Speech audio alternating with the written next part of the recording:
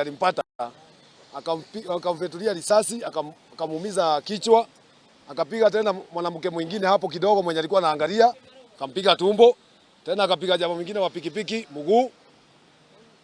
Pia kuna mwingine alichomwa na risasi. Yaani alipiga tu holela holela. Hakuna mtu ameibiwa pale, total tumeweka usalama. Naitwa Sara Mukami.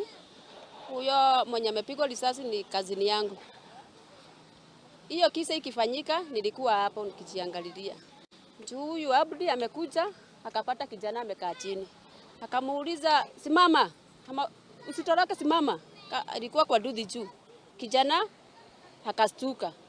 Kustuka ndio akamwekelea akaanza kukimbia kijana akaanza kukimbia. Kukimbia ndio akamfuata akamgonga risasi hapa kichwa.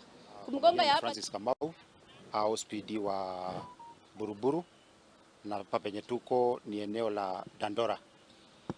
Ikiwa siku ya leo kitu kama saa 11 hivi ya mchana, askari yetu ambaye huwa ni undercover police officers wakiwa doria ile ya kuangalia usalama walipata distress call kuwa kuna watu wanaibiwa, na immediately wakateka action ya kukimbia penye kuangalia ni kitu gani watu wanafanya nini, na wakapata kuwa kuna watu walikuwa naibiwa simu na vijana watatu.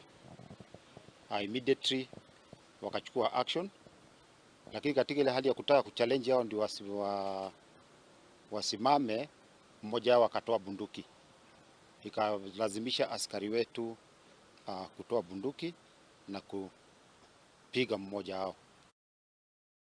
Tukiuma kaunti-inĩ ya Nairobi tuthi na mbere ni ati